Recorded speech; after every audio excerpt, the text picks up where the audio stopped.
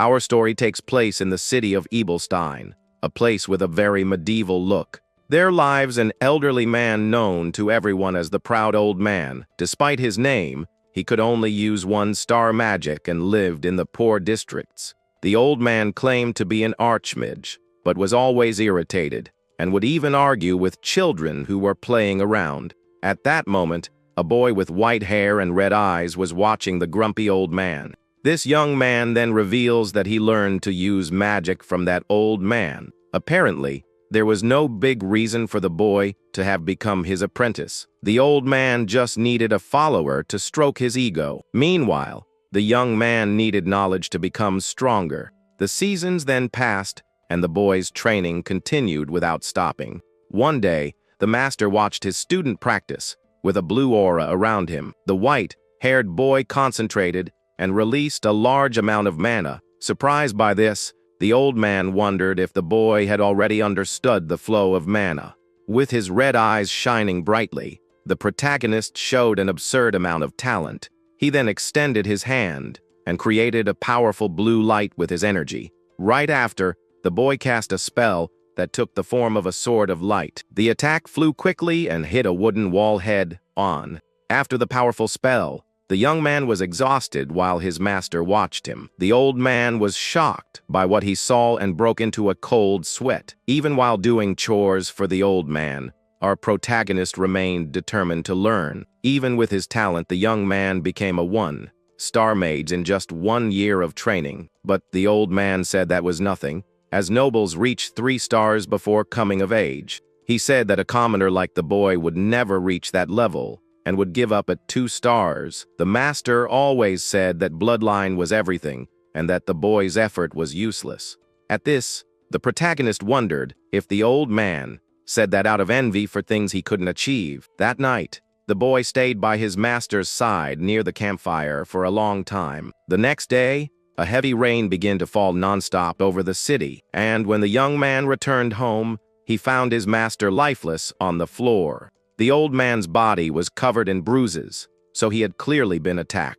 Initially, he thought the old man had gotten into a fight somewhere and ended up on the losing end. But later, the boy discovered that his master had actually been attacked by the guards. With that, the young man buried the old man's body in a shallow grave with a wooden cross. Apparently, the master was caught trying to take a 2-star magic book from the warehouse. He didn't understand why the old man would do that, and at that moment, a blue screen appeared. That old man who talked so much about noble bloodlines ended up doing something unthinkable.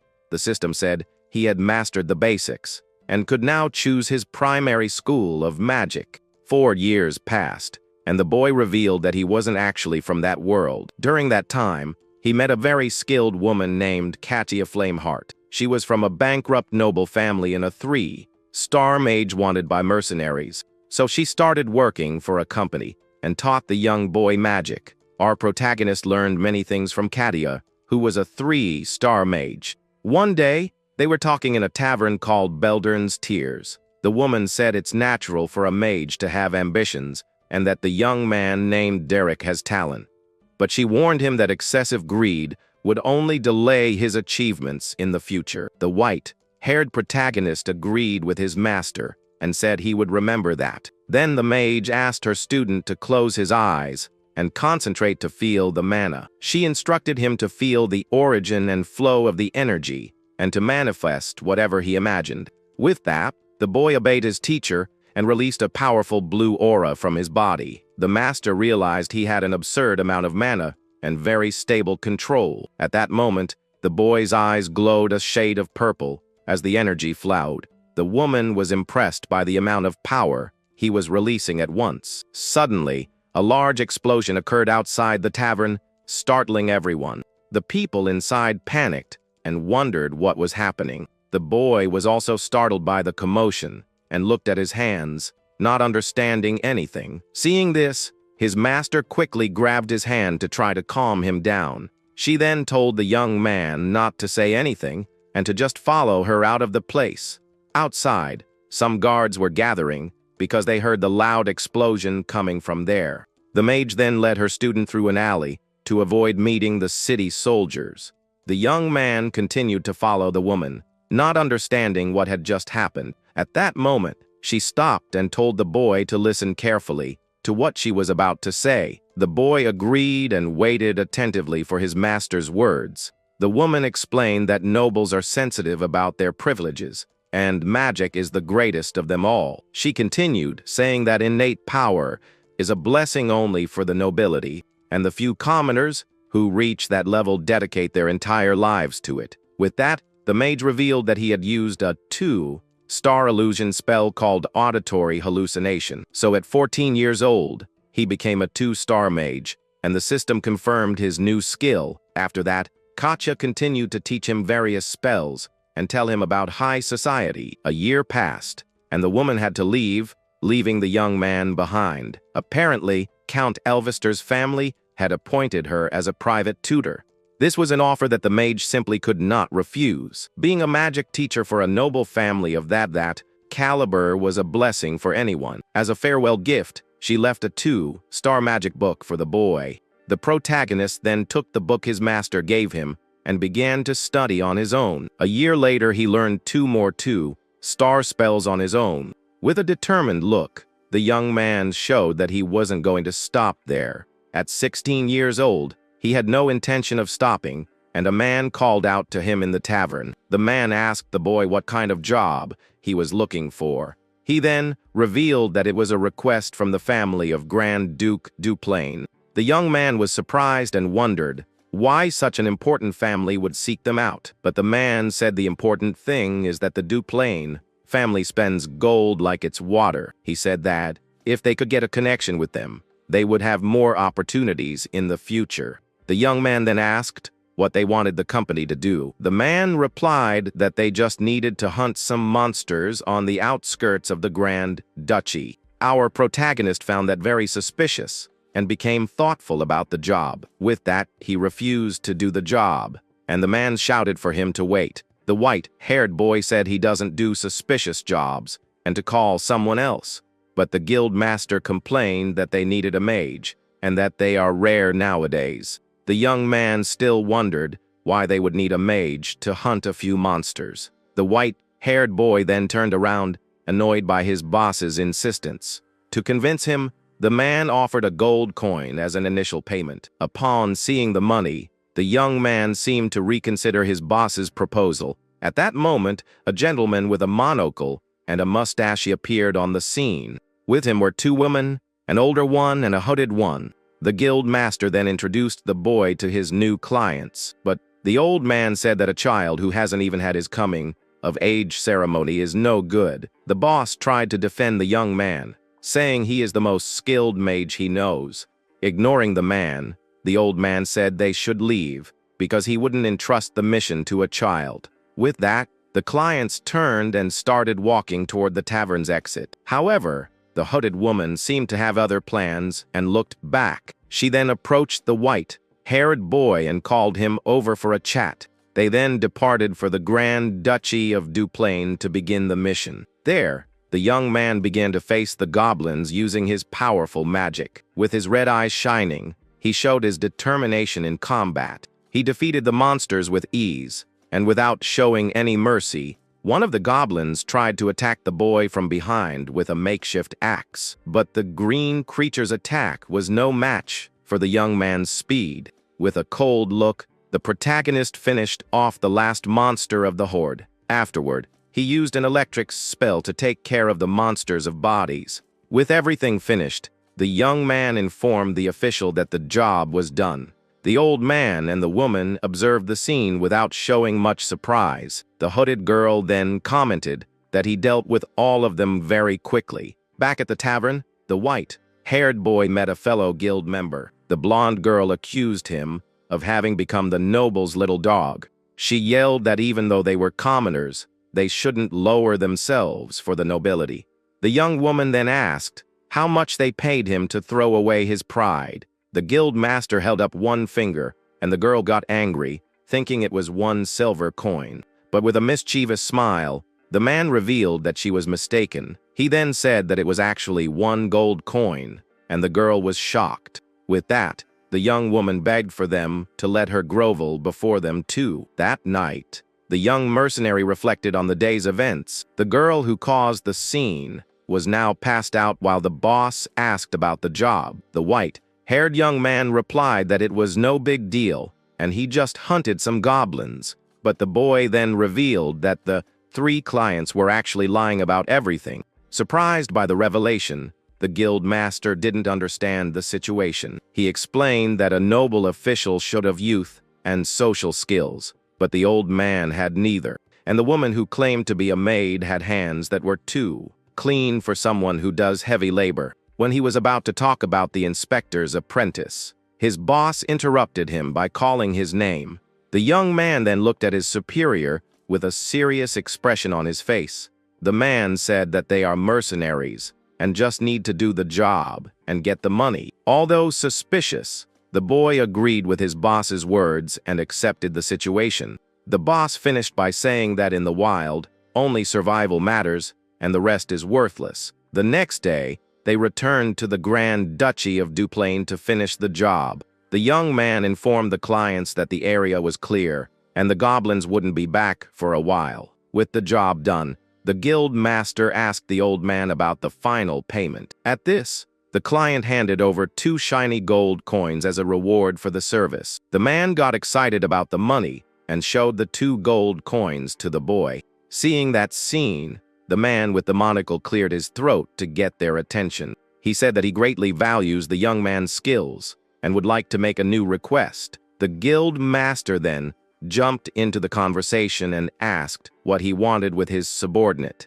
The man revealed that the Grand Duke was offering 15 gold coins for the job, leaving everyone shocked. The man with the monocle then asked if the young man would accept the new mission. Without hesitating for a second, the white-haired boy agreed to the proposal. With that, they took a carriage and departed for the Grand Duke's residence. Soon they arrived at the Duplain family mansion, a giant and luxurious place. The guild master was impressed by the size of the noble residence. Before they entered, the old man said he needed to formally introduce himself to them. He revealed that his name is Dellin, and he is the head butler of the estate. The guild master became nervous, not knowing what to do in that situation. Next, the older woman introduced herself as Katerina, the head housekeeper. Embarrassed, Jaden introduced himself as the leader of the Beldern Mercenary Company. The young man thought that he had expected this, but their positions were quite high. At that moment, the hooded girl, who had been quiet, began to move. Seeing this, the guild master wondered who that last person could be. The mysterious woman then removed her hood, revealing her face to everyone. Her long, dark hair swayed in the wind as she revealed herself. The protagonist watched the blue-eyed girl with a serious expression. She introduced herself as Azilin and said she wants to appoint the boy as her sister's tutor. The young man was shocked by the proposal and wondered if he had heard correctly. Inside the Duplain residence, a young man throws the door open and enters the office. He then storms into the office and yells at his father, named Valerian. The boy rushes in, catching the attention of his father and his blonde brother. The Grand Duke then tells his son Raid to carry himself with dignity in his presence. Annoyed, the young man says that the one who needs dignity is Diela, as he supports a maid. The young woman is crying desperately because this Diala person went too far and harmed her. The blonde brother then tells Raid to be quiet because they were in the middle of a conversation, but the young man ignores him and says that more than 10 servants have quit in the last month. He then asks how long his father will continue to ignore that troublemaker. The blonde brother stands up, annoyed with Raig's attitude, and shouts his name. Then the light-haired man tells his brother to stop making a scene and to leave. The dark-haired boy is silent for a moment with a serious expression.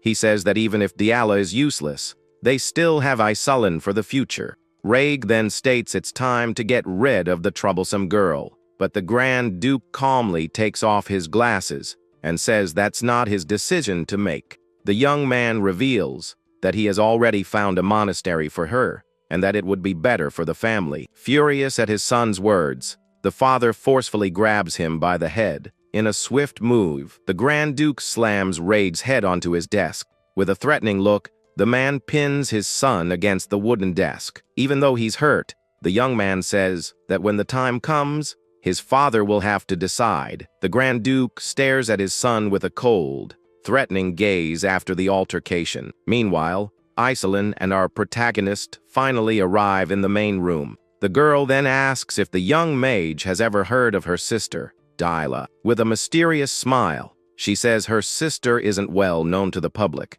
At that moment, the large office doors open, and they enter the room. Inside, they find Raig with an injured face and his blonde brother. The light-haired man greets Iselin and asks how her stay was. The young woman replies with a smile that she lived comfortably, thanks to his care. Then the older brother says that Raig is hurt, and that they can talk later. With his red eyes, the protagonist observes the whole situation in silence. The blonde man places a cloth on Raig's head to tend to his injury. The white-haired boy continues to analyze the strange dynamic of that family. Then he notices the maid who was with Raig, crying in a corner of the room. The young mercenary becomes thoughtful, trying to understand what is happening there. Back in the office, the Grand Duke says he is happy to know his daughter is well. Iselin thanks him and introduces the boy as Diala's new magic tutor. The family patriarch then puts on his glasses and stares at the white-haired young man. The girl says that since he's busy, they will leave the room now. But before they leave, the Grand Duke tells the new magic tutor to stay behind. The protagonist turns around, not understanding what the nobleman wants to talk to him about. In the office, the atmosphere becomes tense as the Grand Duke and the young man stare at each other. Calmly, the head of the Duplain family begins to write on a piece of parchment at his desk. He then comments that the boy is very young and asks if he is 16 years old. The white-haired protagonist confirms his age to the nobleman with a simple yes. The man asks about his skills, and the young man says he uses one-star magic. With a smirk, the Grand Duke starts to laugh at the boy's answer. He says that humility isn't always a virtue, and that he knows the young man is lying. Seeing that he's been found out, the white-haired boy just remains silent. Then the nobleman releases his aura, and the young man realizes he is a 5-star mage. The mercenary apologizes, but the Lord says he understands, as having too much talent can be a bad thing. The man comments that based on his clothes and age, the young man doesn't look like a magic tutor. Without hesitating, the white-haired boy reveals that he is actually a mercenary. The nobleman says he trusts his daughter's choice and will allow him into the annex. He dismisses him, but the young man interrupts to ask one last question. The Grand Duke then allows the boy to say what he wants to know. The young man says that his duty as a mercenary is to ensure that Lady Diala learns magic. He explains that the mission is to get the girl into high society. The man then asks why the boy is stating the obvious to him. At this, the young man reveals that he actually has a very serious request to make. The Grand Duke is intrigued by the boy's boldness and waits to hear the request. Meanwhile, elsewhere, a plate is thrown forcefully against the floor. At the noise, the maid cries out in shock and cowers in fear. The servant apologizes several times, but the girl treats her with great contempt. The young noble then tells the maid to get lost and threatens her not to show her face again. In another room, the guild master asks Iselin why she chose that boy. He says many tutors would line up for this job, and it would be difficult for a commoner. The young woman reveals that she has already tried the most famous tutors, but they all gave up. She goes on to say that the young man's master was a bankrupt noble, so he learned a lot. Because of this, the girl believed he could guide her sister Diala with kindness. The man then laughs and says that Iselin needs to learn to read people better. He reminds her that the boy grew up on the streets and didn't survive on kindness alone. The young noble is surprised by the man's words and seems to rethink her choice. At that moment, our protagonist is guided down the hallway by a butler. The white-haired young man then approaches a large wooden door in the hallway. With that, he raises his hand to knock on the bedroom door. The boy then knocks twice on the door, waiting for a response from the other side. Receiving no answer, he just stands there silently for a moment. Seeing that no one was going to answer, the young mercenary decides to open the door himself.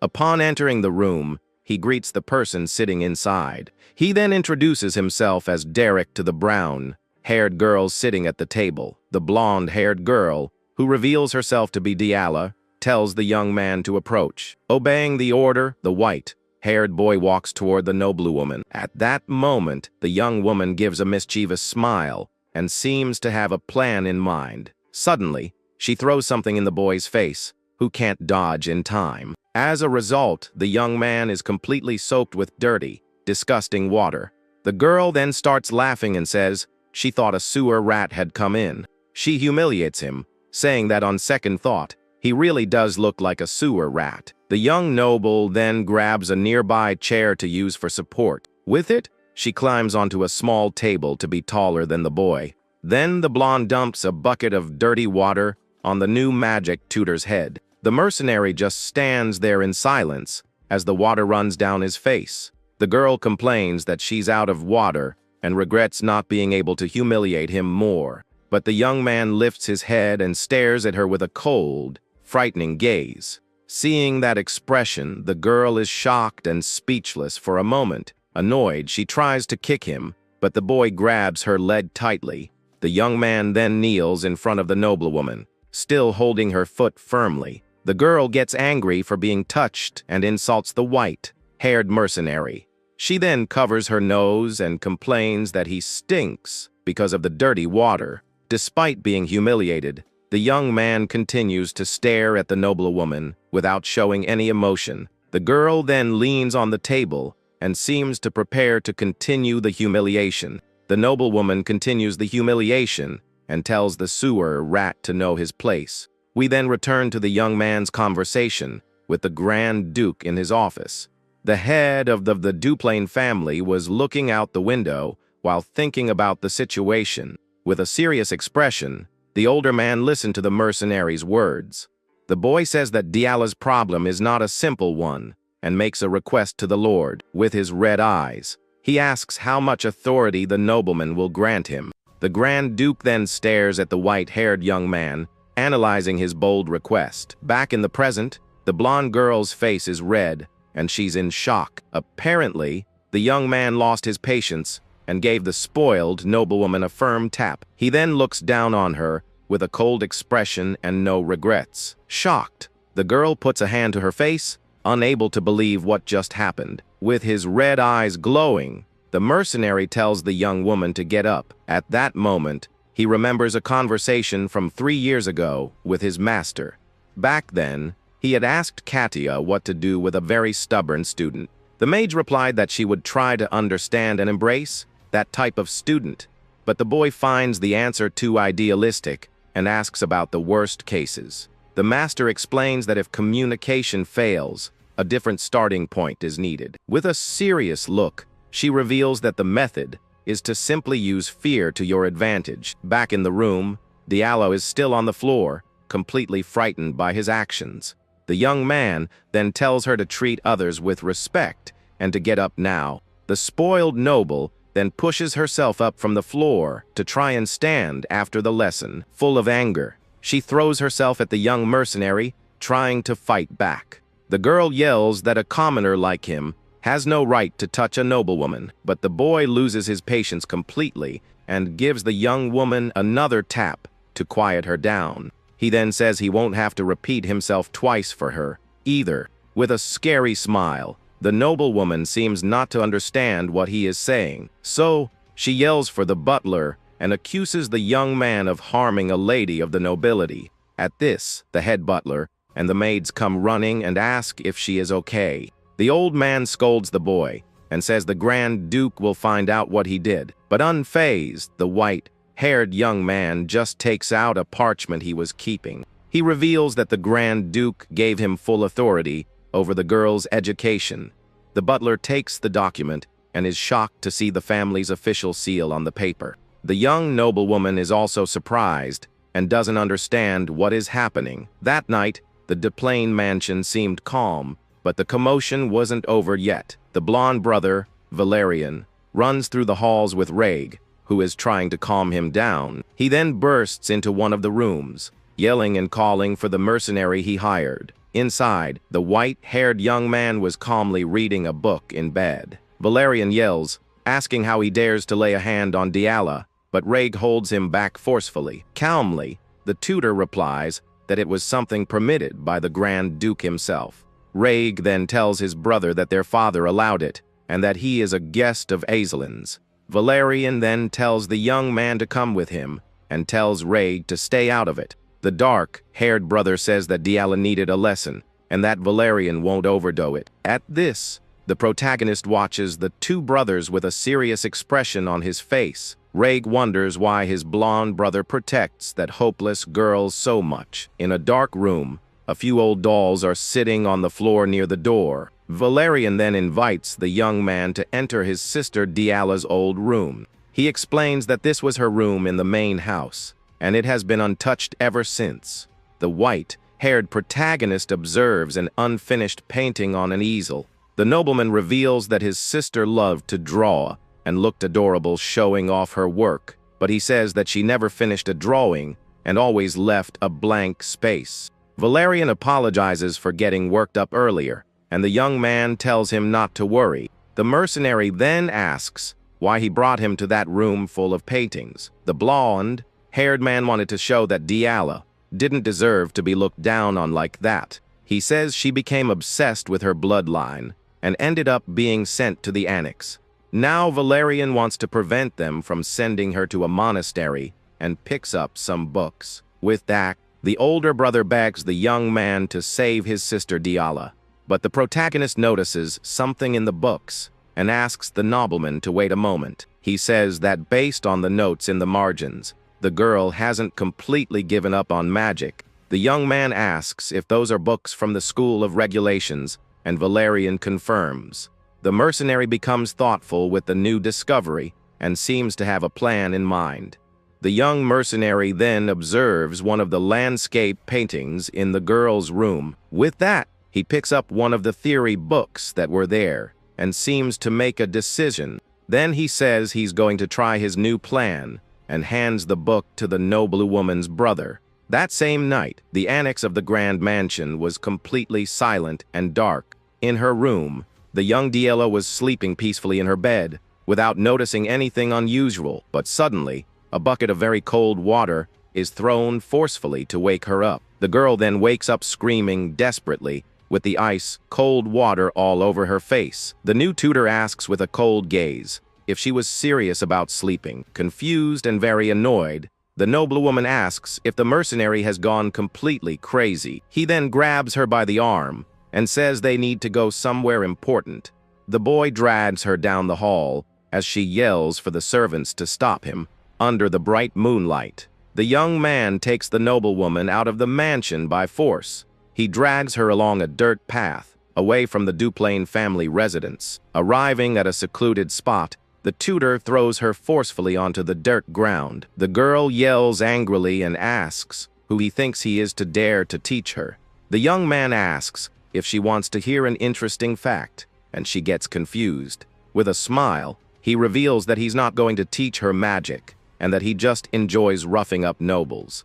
Shocked by the revelation, the girl asks what he just said to her. He continues, saying that being a tutor is just an excuse for his wicked plans. Then the mercenary gets closer and says, it's an excuse to deal with nobles like her. With that, he draws his sword and says the screams of nobles are quite beautiful. The girl then asks, frightened, if he thinks he'll get away with this. With a smile, he says yes, because she's going to a monastery, and no one would believe her. The mercenary says that in the worst-case scenario, he can atone with his life, since a commoner's is worthless. He continues, saying he could just run away, and would be doing the family a favor by getting rid of her. Completely terrified, the young noble thinks she's done for if she gets caught by that man. With that, the blonde-haired girl starts running desperately to escape the danger. She thinks she needs to lose him in the forest because he would easily catch her in the open field.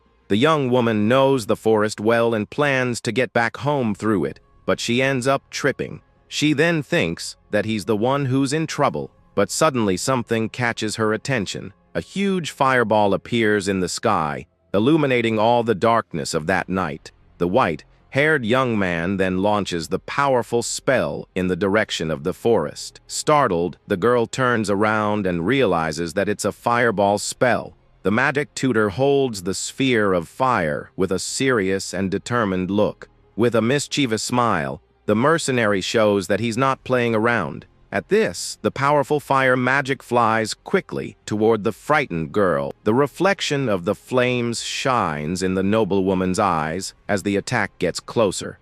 With a scream of terror, the girl is thrown back by the impact of the explosion. A large fiery explosion happens right behind her, destroying everything around. Fallen on the ground and in a total panic, the young noble can barely believe what she saw. With a frightening smile, the mercenary says he missed his shot on purpose.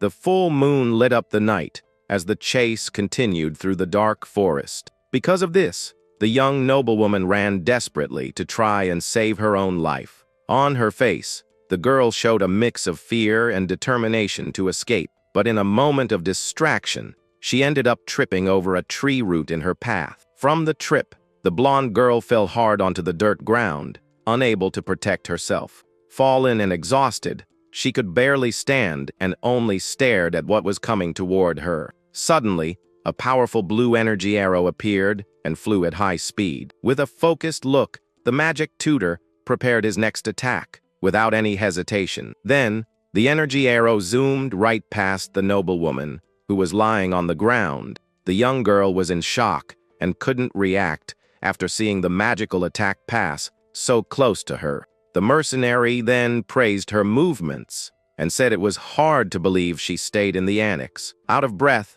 the girl just stared at him in silence, completely confused. Then she stood up and started running back into the forest, while the young man watched her. With a slight smile, the white-haired tutor seemed to have everything under control. The noblewoman wondered how long she would keep running and if she would ever manage to escape that place.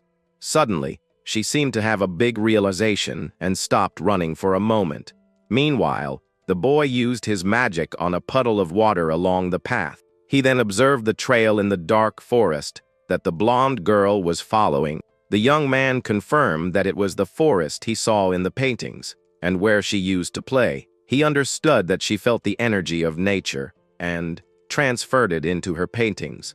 With his red eyes glowing, he seemed to have understood exactly what was happening. Then, the girl got tired of running and threw a stone at the mercenary's head. But the white-haired young man just calmly drew his sword to defend himself. With a quick motion, he cut the stone in half with no trouble at all. The noblewoman was then in shock and totally frightened by the tutor's skill. He praised her attitude for trying to fight back and said it wasn't an easy decision to make. Exhausted, the girl fell to the ground gasping for air, with no strength left to keep fighting. With a cold look, the young man said it seemed she had no more energy to run. He then pointed his sword at the noblewoman and asked if she had any last words. But with a smile, the girl didn't seem to care much about his threat. She challenged him and said she wouldn't lower herself like commoners would in that situation. The mercenary then asked why she was so obsessed with her noble lineage. The blonde young woman just lowered her head in silence for a moment. She revealed that if they took away her noble status, there would be nothing left for her. Angrily, the girl began to shout desperately about magic and her failure. With tears in her eyes, she screamed that he didn't know how much she had tried and failed. The white-haired tutor just watched the young noblewoman's outburst in silence. She went on to say that she failed at magic, at painting, and at everything she tried to do. Desperate, she asked what else was left for her besides her noble lineage. The girl then fell to her knees and wondered what she was without her social status. The white-haired tutor just watched her in silence, processing her entire outburst. Then he summoned a blue energy sword and prepared for the next step of his plan. With tears in her eyes, the young noblewoman seemed to have accepted her tragic end. The mercenary then raised his blade and said he had heard everything she had to say. Terrified and with a red face, the girl said her goodbyes, waiting for the end. With a quick movement, the white-haired boy swung his energy sword. The noblewoman then closed her eyes tightly while waiting for the tutor's final blow. She kept her eyes closed, not knowing what was about to happen to her. Suddenly, the mercenary's blade created massive ice crystals all around her. The young girl opened her eyes and saw the ice crystals forming everywhere. Then, the boy created an ice barrier around that noblewoman without hurting her. The girl looked at her hands and wondered if that was some kind of magic. With his plan complete, the white-haired young man then put away his energy sword. He apologized for his rudeness and praised the girl's hard work. The young noblewoman remained in shock, not understanding what had just happened there. The tutor explained that it was just a manifestation of mana and that she did well. Because of this, the girl couldn't hold back her emotions and began to cry uncontrollably. She screamed and cried desperately, releasing all the frustrations she had been holding inside. The mercenary just watched from a distance, while the young woman let it all out. The full moon in the sky then illuminated the end of that intense nightly lesson. The tutor reveals that she belongs to a wild magic school, and the girl is confused by the information. While bandaging her leg, he explains that the learning process varies greatly between different orders of mages. He goes on to say that trying to learn the wrong theories is like forcing your body into clothes that don't fit at all. At that moment, the young noblewoman asks how he discovered she was part of such a rare magical lineage. The white-haired young man says he saw the paintings she made and noticed something very special in those strokes. With a serious look, the mercenary states that she felt the energy of nature and ended up transferring all of it to the canvas. He then explains that mages of this type feel natural mana since they were children, which is why she was always different from others. The blonde girl is in total shock as she realizes her hidden talent has finally been recognized by someone. As soon as he finishes the bandage, the young man says the job is done and now she can walk with less pain. But the master warns that she has only taken the first step and that the real training will begin tomorrow. Suddenly, the blue-eyed girl calls his name while watching him walk away down the dark path. Even though she is embarrassed, the young noblewoman thanks him for his help and shows that her view of the young man has changed. The protagonist just listens to her words in silence, without showing any exaggerated reaction at that moment. With that, the two begin to walk back to the mansion, while the starry night covers the entire forest. During the walk, he comments on the sunset painting and says it was a complete work of art. The next morning, sunlight enters through the bedroom window and lights up the entire luxurious room of the residence. Young Diela wakes up determined and sits on the bed, ready to test what she learned from her new master. Then the girl extends her hand and begins to focus a small amount of blue energy between her fingers. With an intense glow in her eyes, she tries to manifest her power naturally, just as she was instructed before. However, the magic ends up failing and turns only into smoke, leaving the little noblewoman quite irritated with the result. A maid carries a bucket of water while walking peacefully through the luxurious hallway of the mansion. At that moment, the young blonde girl suddenly opens the door and scares the distracted servant, who almost falls. Startled, the bucket slips from her hands and the water splashes everywhere on the hallway carpet.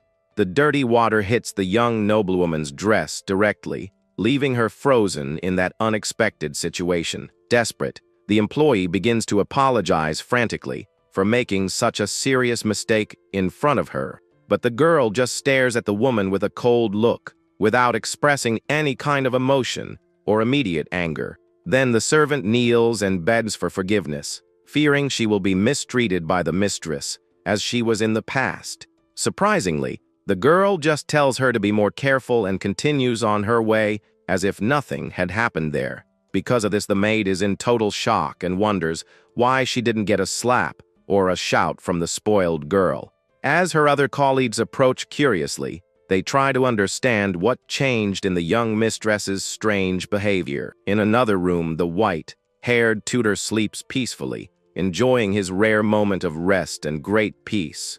Suddenly, violent knocking on the door wakes the young man, who complains about the infernal noise so early on his day off. He then opens the door while rubbing his eye and trying to understand the reason for all the shouting in his ear. At that instant, the blonde girl appears accompanied by the butler and demands that the magic lessons begin at this exact moment today. The gentleman with the monocle is shocked to discover that the young girl finally managed to manifest her mana alone in her room. With a determined look, the student orders the mercenary to teach her quickly because she is very anxious to progress soon. But the young man simply closes the door in their faces and tells them to come back only in the afternoon because he wants to sleep. At this, the butler begins to cry with joy seeing that his mistress has finally decided to take her studies seriously. Irritated by the dismissal, the girl begins to pound on the wood and screams for that person to open the door right now.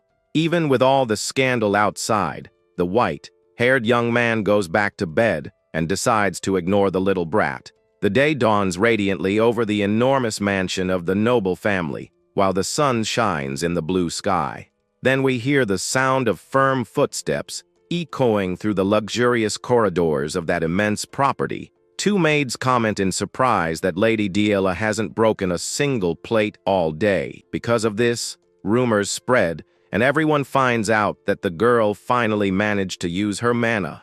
At that moment, someone approaches the servants as the sound of boots gets louder and louder. The dark-haired young man stops and asks what the two of them were saying about his sister just now.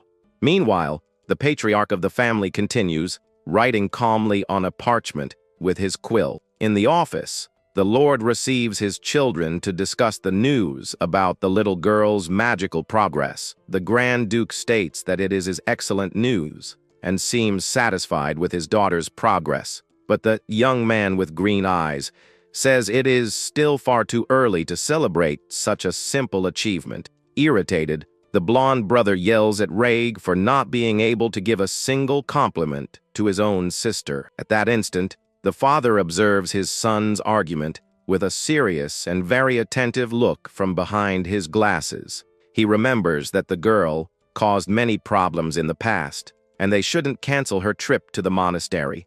The leader of the house continues his task in silence, while weighing the future of that troubled child. Time passes and the sun remains strong, illuminating every corner of that vast medieval kingdom. Inside the room, the noblewoman appears, sitting with her back turned, and seems to be pouting very much about something. Then the white-haired mercenary enters the place and asks if the girl is pouting for some reason. At this, the blonde girl replies that she isn't just pouting, but is actually very angry about everything that is happening. The young man scratches his head and states that acting like a spoiled child won't help anything in that situation. But the little girl screams again, saying it's not a tantrum, and reaffirms that her feeling is one of pure hatred.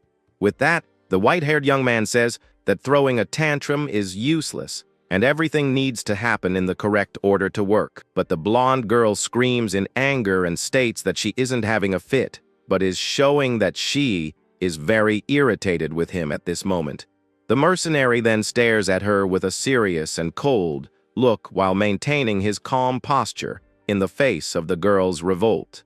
He then says he's going to call it a tantrum anyway, and leaves the little noblewoman totally speechless with his mockery. At that moment, the red-eyed young man places his hand on the chair as he prepares to give an important lesson. With that, he explains from his own experience that using too much mana at once can cause total exhaustion in a mage's body. He goes on to say that resting is just as important as training, but the girl seems to find that talk very boring and tedious. Noticing her discouragement, the teacher asks if she prefers a much less boring method to learn things now. Then he remembers when he used flames and his sword to scare the young girl and show who really calls the shots there. Remembering that moment of pure terror, the noblewoman begins to break into a cold sweat and feels a chill run through her entire body. She quickly changes her attitude and says she doesn't need anything radical and prefers to continue with the normal method instead.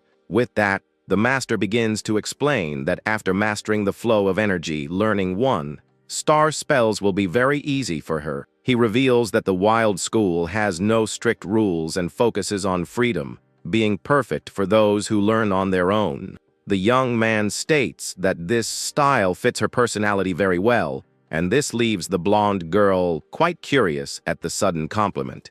At this, the tutor explains that her free spirit has a great synergy with this type of magic, and her noble blood helps a lot. The girl remains silent for a brief moment, while processing those kind words she had never heard from anyone before. With red cheeks, she wonders if she really possesses some special talent for the mystical arts at that moment.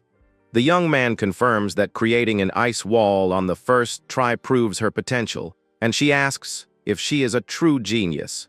But he soon warns that there is a huge difference between having talent and being a real genius, and the conversation continues through the window. Meanwhile, outside, the dark-haired brother watches everything while hidden and listens to the dialogue between the two in the room. At that moment, the dark-haired young man grumbles irritably as he realizes his sister is actually progressing and shows great dissatisfaction. The next day, the sun shines intensely over the enormous mansion, while the heavy training routine continues non-stop across the entire property. With that, the girl runs to the room and tells her master that she can manifest the power but cannot control the direction of the spell.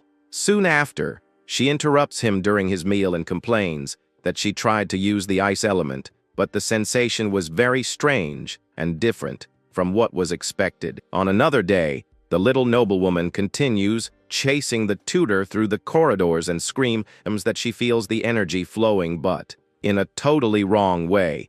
During sunset, the blonde girl finally finds the mercenary resting near a tree and asks what he is doing there alone.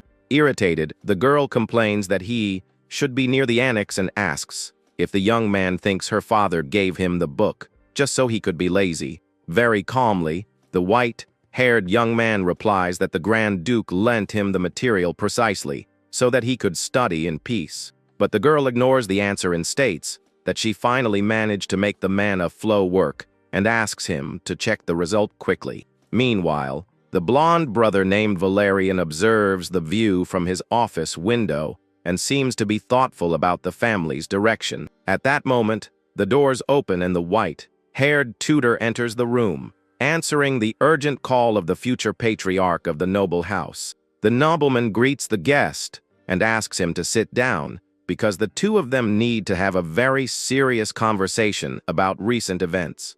Sitting face to face, the blonde man asks how his sister's performance is and shows great concern for the little girl's behavior. Honestly, the protagonist states that she has progressed quite a bit, but it will still take some time until she can master basic spells. At this, the older brother reveals that their mother will soon return from a trip and warns that the atmosphere in the mansion will change drastically. He warns that the matriarch is a difficult person and that many nobles do not accept seeing a commoner occupying such an important position in the residence. With an attentive look, the mercenary says he will remember this important warning and asks if there is anything else the blonde man wants to say. The future patriarch remains silent for a brief moment while he seems to choose the right words to conclude his reasoning with the young man. He then stands up and explains that his mission as successor is to protect all family members and always be sincere with each of them. But the blonde man sighs and comments that understanding the human heart is a very complex task, and that reality is never as simple as it seems. The white-haired young man asks what the nobleman's point is with all that strange talk. At that moment, the blonde brother raises his fist and seems very emotional, remembering the family's past. He reveals with great sadness that little Diala no longer wants to play with him like she used to. The mercenary watches the man's drama with an expression of someone who doesn't understand anything that is happening. The blonde man continues his story, saying that his sister was like a perfect angel when the two were still children. While the nobleman makes his scene, the protagonist just drinks his tea calmly not caring about his crying. Then the hare asks if there is a way for him to win back the little girl's affection somehow, but the tutor questions why he is being consulted about such a personal and weird matter. Suddenly, the girl's voice echoes through the mansion as she screams, desperately looking for her magic master. The man ignores the previous question and shows that he learned to make handmade dolls with one of the house servants. He displays a very creepy-looking toy and asks what the young man thinks of that strange work of art. Upon seeing the bizarre object, the protagonist asks if the nobleman is trying to cast a curse on someone now. Upset with the response, the blonde man begins to cry and becomes very sensitive to the mercenary's harsh criticism. With that, the scene changes to the outside of the luxurious residence, under a very clear blue sky that day. An elegant woman appears in the main hall and states that she has heard very good things about the white-haired young man. With a smirk, she comments that they managed to hire a very capable magic master for the noble family.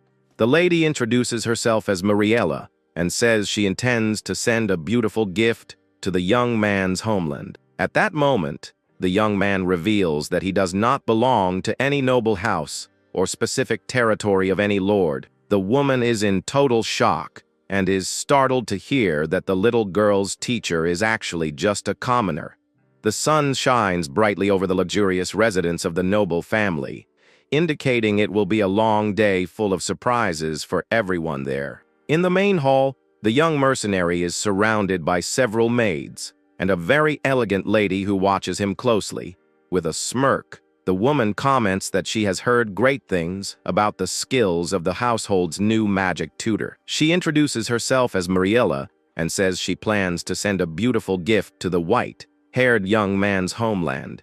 But calmly, the red-eyed youth replies that he doesn't belong to any noble house or a specific lord's territory. The lady is in total shock and wonders if she heard correctly what the guest just said to her face. The protagonist maintains a serious expression and states clearly that he is just an ordinary commoner. At that moment, the woman's face twists into an expression of pure horror upon discovering the teacher's true origins. Going back 1 week in time, we see a luxurious carriage parked right in front of the noble family's massive mansion.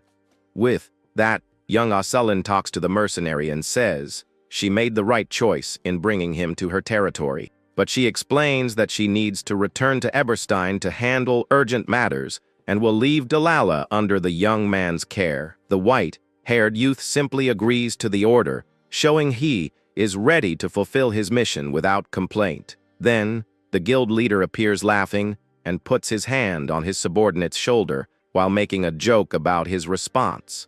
He gets into the carriage with the noble woman and tells the boy to finish the job quickly before someone shows up to cause trouble. The carriage then begins to pull away from the property, leaving the protagonist alone to deal with such a complicated family. But suddenly, the dark-haired girl puts her hand to her face as she realizes she forgot to tell him something very important. With a worried expression, she warns that her mother will return next week and that she forgot to give him a warning about her. The bearded man asks if the family's matriarch is someone who truly needs such a serious and urgent formal warning. At that moment, the scene focuses on the luxurious details of the mansion's ceiling as tension gradually begins to rise in the room. With that, the noblewoman describes her own mother as a true embodiment of terror that no one would want to cross paths with. Marilla gets furious and shouts, asking if a commoner is really her youngest daughter's instructor. The patriarch remains calm and asks his wife to lower her voice while he continues holding his quill. But the lady continues screaming in desperation, saying the little blonde girl is the most precious daughter of that entire noble lineage. At that moment, the Grand Duke takes off his glasses and confesses that he also doesn't like placing ordinary people in such important positions. The lady then recalls that all the other noble teachers gave up, but questions how they chose someone from the mercenary underworld. The Lord then explains that finding good tutors is difficult and reinforces that the white-haired young man was a direct recommendation from their daughter, Aselin. With that, the woman begins pacing the office and says there must be at least a minimum standard of quality for that service. Then she suggests bringing in her own brother named Flam to teach the little girl now that she has finally managed to manifest her magic energy. The ruler asks if she wants to take a commander from the border to be a private tutor and if she thinks managing the duchy is a joke. But the matriarch shouts again, stating that Everstein's high society is a true and very dangerous battlefield for young people. With that, she points her finger and says she doesn't want to see her daughter become a laughingstock at the grand debutante ball because of a nameless master. At that moment, the large office doors open, and someone enters to interrupt the heated argument between the noble couple. The blonde son, named Valerian, asks his mother to calm down, says she didn't come there just to fight with her husband. But the matriarch tells the boy to step aside and states that the matter is not something that can be easily ignored by anyone there. Then, the other brother, named Reg, questions if the real issue isn't whether that commoner has the talent to be Diala's instructor. He walks slowly while the two watch him closely, waiting for his next words regarding the white-haired mercenary. The dark-haired young man says that having a commoner as a tutor is strange, but if he has the necessary skills, it wouldn't be a big problem. With that, the young man asks his father to let him test the mercenary personally and suggests they face each other in a magic duel. But the patriarch tells his son not to bother and states with full certainty that the white-haired young man is indeed very powerful and capable. At that moment, the green-eyed brother falls silent and stares at his father with a serious expression upon hearing that unexpected praise for the commoner. At that moment, the dark-haired young man suggests they test his sister's skills instead of just focusing on the mercenary. With that, the blonde brother becomes confused and looks at his relative, not understanding the real goal of this unexpected new challenge. Then the young man explains that if the master is truly good at what he does, the little blonde girl should have made incredible progress in a short time. While the head of the house remains silent, he seems to seriously consider the proposal to see his youngest daughter's performances on the battlefield. Then, the green-eyed youth begins to leave the area while his older brother tries to call him back to continue the conversation in the office. But Valerian questions him about what he intends to do by proposing a magic duel against a child who is still so inexperienced. The young man in black asks if the blonde one really believes the little girl has changed her ways and forgotten all about her troubled past. At that moment, the heir states that she is still their only sister and that the family's blood bond should be protected. With an ironic smile, the younger brother scoffs at the term flesh and blood, showing that he no longer feels any affection for the girl. He shouts that the girl's behavior will destroy the noble lineage's name as soon as she is introduced to all of high society. Faced with these harsh words, the blonde brother becomes worried and wonders if his brother's hatred for the little girl has any real and dark foundation. At that moment, the young man states that she was the one who crossed the line first, and that she should remain hidden from the whole world. In that annex, the future patriarch simply watches his relative leave while feeling the atmosphere inside the mansion grow increasingly tense. As soon as he leaves, the commotion in the office dies down, but the uncertainty about what will happen in the duel remains in the air for everyone. Meanwhile, a small bird rests on a tree branch outside, indicating that a new morning has begun at the luxurious residence. Suddenly, the little blonde girl bursts into her master's room screaming, showing she is very furious about something she just discovered. The white-haired young man continues reading his book calmly and wonders what the reason is for so much noise so early in his room. Then she throws an official scroll over the pages the young man was reading to get his magic tutor's full attention. With a determined look, the little girl states that if she loses this magic duel, the mercenary will be immediately fired from his position at the mansion. Despite the threat, the young man says he already heard that the opponent is an experienced one-star mage, and that the fight will be difficult for her. The girl gets furious and shouts that the young man will be fired if he doesn't take that challenge seriously. At that, the mercenary calmly replies that he only does the work he was paid for and nothing more. He adds by saying that he has already received a great initial payment, so he doesn't care much about the rest. With that, the blonde girl is in total shock and asks if her instructor is being serious about this. 1 week passes, and the Grand Duchy's flag waves strongly, indicating that the day of the duel has finally arrived. The training courtyard is ready as the noble family and servants gather to watch the match. At that moment, the patriarch walks with authority, accompanied by his wife, who still seems quite irritated with everything. The white-haired young man bows respectfully and announces that the Lord and his entourage have just arrived. He maintains his calm and professional posture, even in the intimidating presence of all those powerful nobles. The father observes the young man and wonders if he is so confident for some secret reason.